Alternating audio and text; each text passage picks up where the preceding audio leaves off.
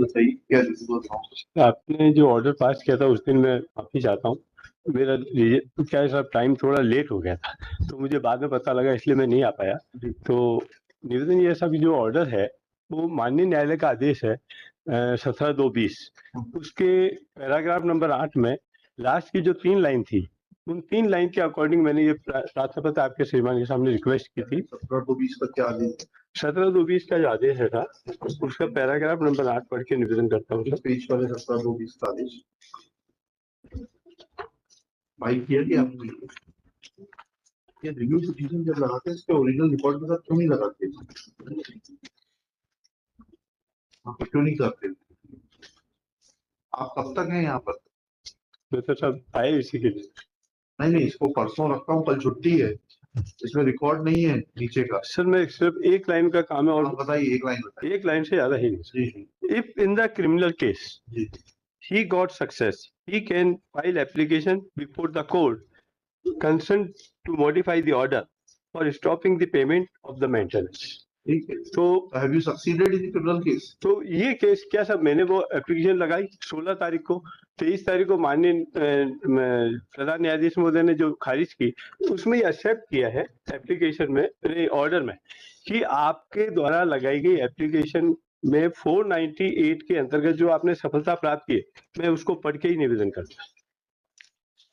आइए नंबर 2 का तथ्य यह है कि माननीय उच्च न्यायालय जबलपुर आदेश दिनांक 17/2/20 की खंडिका 8 के अनुसार यदि कोई भी आपराधिक कार्यवाही है अथवा अन्य कोई फौजदारी मुकदमा है तो धारा 127 के तहत कार्यवाही की जा सकती है।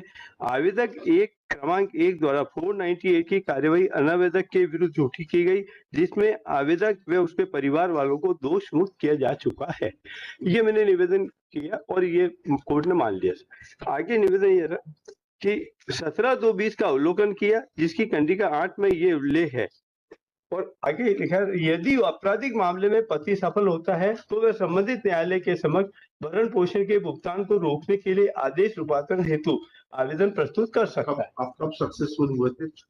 498 डे का केस कब समाप्त हुआ था आपका? ये 2015 1/4/2015 1/4/2015 को आपका 498 के केस में एक्विटल हो गया था। हाँ सर।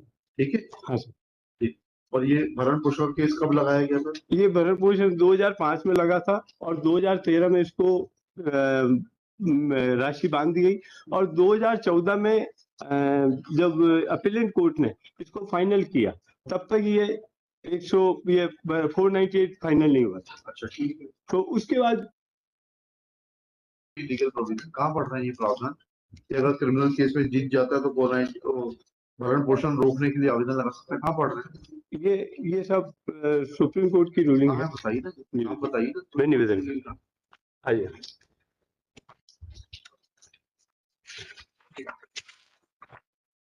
वैसे नहीं, माननीय न्यायालय का आदेश है। कहाँ दिखाइए तो प्लीज। माननीय न्यायालय का आदेश तो है ही ना सर। कौन सा आदेश है? ये अभी मैंने जो निवेदन किया वो कहाँ है? वही तो पूछ रहा हूँ, किस केस में है वो आदेश? 17/2/20 का माननीय न्यायालय का श्रीमान आपके पास है तो दिखाइए। मैं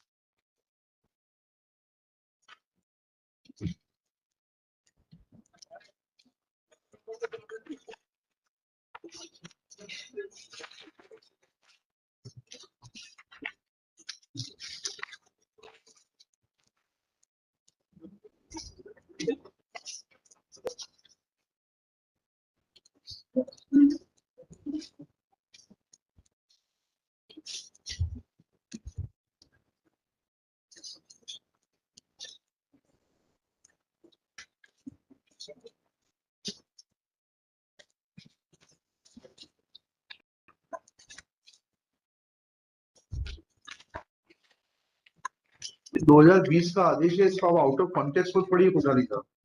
इसमें ये कहा गया है कि आपने वाइफ के खिलाफ एडल्ट्री का चार्ज लगाया है. If you succeed in that, then you can move an application for stopping the amount of maintenance. ये कहा है इसमें रिवीजन में. आप उसको इतना तोड़ के, आप तो बहुत बड़े वकील हैं. मैं निवेदन जी. जारता ऊपर 2 स्टॉप दिया था. पहला ये कि जारता का जो आपने मैटर लगाया वो डिसाइड हो गया क्या? उसका डिसाइड अभी नहीं हुआ है. बस कुछ नहीं है. एक सेकंड साहब, मेरी थोड़ी सी रिक्वेस्ट सुनिए साहब. एडल्ट्री निश्चित नहीं हुई है, इसलिए उसके आधार पर आप फाइनल नहीं ले सकते. उसके बाद नेक्स्ट लिया है सर कि अगर आप किसी फौजदारी मुकदमे जो लेडीज द्वारा लगाया गया, मैडम द्वारा लगाया, उसमें अगर आपने सफलता प्राप्त की है, दोनों अलग अलग इसी वो कहाँ लिखा है? ये लिखा है sir, if in the criminal case.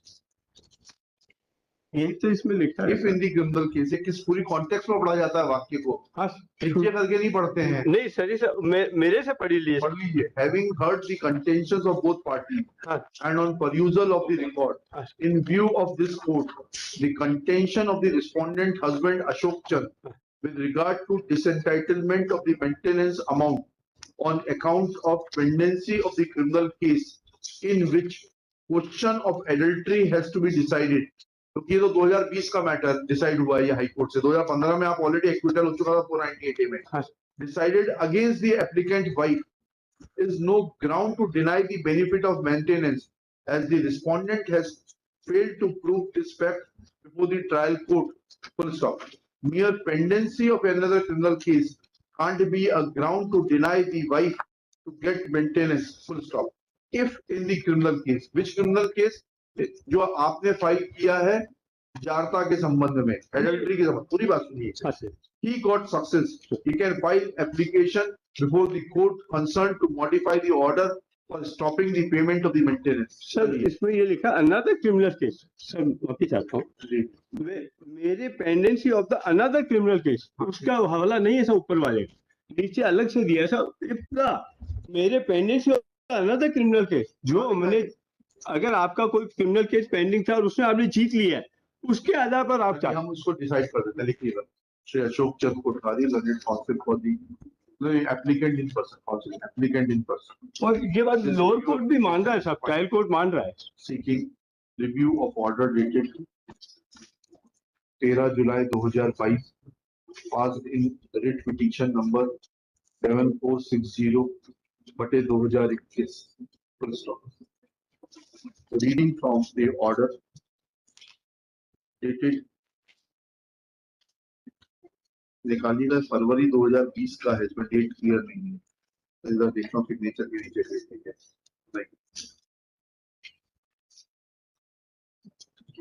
February 2020 passed in CRR number 1772/14, MCRC number 16359/14 and MCRC number 13132/14. It is submitted that since review petitioner was acquitted in a criminal case filed by the wife under section 498A IPC, while order of acquittal dated 1/4/2015, therefore he was entitled to move an application before the Learned Family Court making a request to stop payment of maintenance. Full stop. Reliance is placed on para 8 of the said order dated, date निकाल लीजिएगा फरवरी 2020. 17/2/20 कुछ verify कर लीजिएगा number आपके पास है. इतना is submitted that Learned Family Court was in Learned Family Court erred in rejecting the application and this court too erred in dismissing the writ petition. Next part. After hearing Shri Kothari and going through para 8 of the order passed in CRR 1772/14, it will be profitable to reproduce the paragraph relied by Shri Ashok Kothari. It reads as under. Para 14, para 8 पूरा quote कर दीजिएगा. Full stop. Next.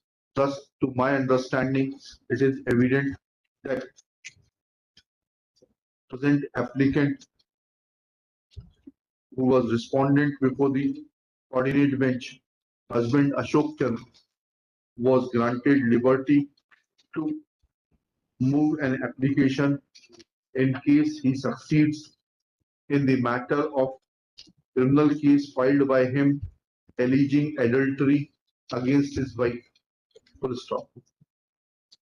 There is no reference to the criminal case under section 498A in which allegedly present applicant was acquitted on 1/4/2015.